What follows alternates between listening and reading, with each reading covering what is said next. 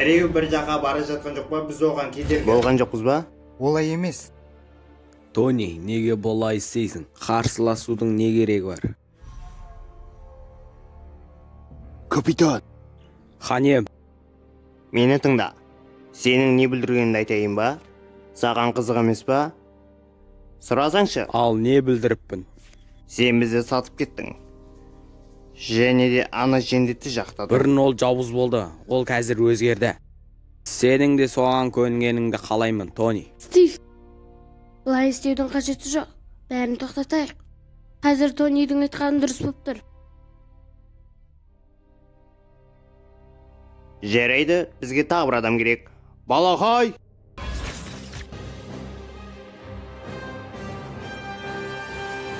Бәріңе сәлем. Старк мырза, сіздің мына костюміңіз өте керемет екен.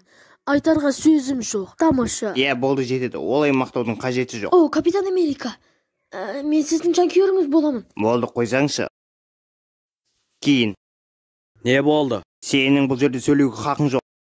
Өзінің жақтастарын сатып кеткеннен не күт алам? Сол сатқанның, яғни сенің кесіріңнен. Кек алушылар тарап кеткенін білесің бе? Менің кесірімнен ба? Әрине. Білемін, бұл саған түкке тұрмайтын шығар, бірақ мен үшін маңызды. Егер бәрінің бұлай ары қарай жалғасқанын қаламасаң, онда бәрін тоқтатайық. Қане. Кәп. Уинджет дәл қазір өз орнында. Ал, бастайық.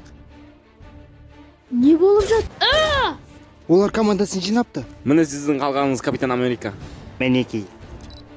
Мен оларды көрдім, мен соларға баратын болам. Оларды өзіңе тапсырдым. Екінші қабатта сен мен Баки кетіп барады. Олар менікі.